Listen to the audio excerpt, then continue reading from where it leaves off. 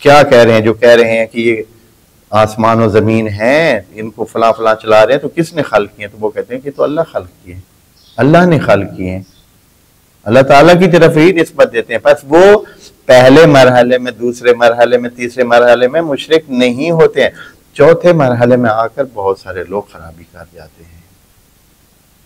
وہ کہتے ہیں کہ بنائی اللہ نے ہے، لیکن اب چلا کون رہا ہے؟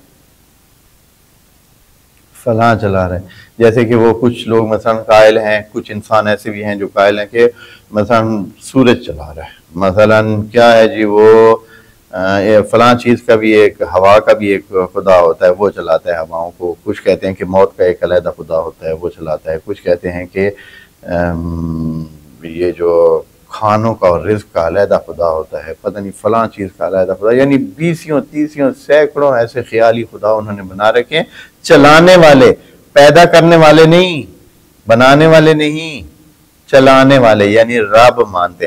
اور جو خرابی پیدا ہوتی ہے وہ اسی چوتھے مرحلے سے ہوتی ہے۔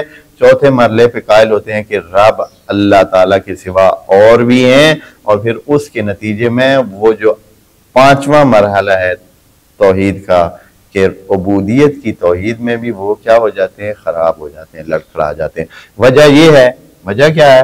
وجہ یہ ہے کہ وہ فاعل قریب کو جب دیکھتے ہیں اور اسی کو خدا مان لیتے ہیں اور اسی کو رب مان لیتے ہیں، وہ کہتے ہیں کہ یہی تو دے رہا ہے، یہی تو دے رہا ہے، اسی کے ہی جو ہے نا پاس جانا چاہیے، اسی کی ہی منت ترلا کر لینا چاہیے، اسی کے پاس جا کر انہی سے مسائل حل کرنا چاہیے۔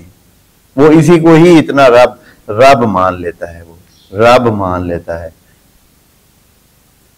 کیونکہ بھائی ان کے ذریعے ہو رہا ہے، فرض کریں یہ کام، تو یہی ہوں گے، مالک بھی یہی ہوں گے، سب کچھ ان کے ہاتھ ہے، انہی کی عبادت کریں، انہی کو پوجا کریں، انہی کی مانیں، انہی کے در پہ آئیں۔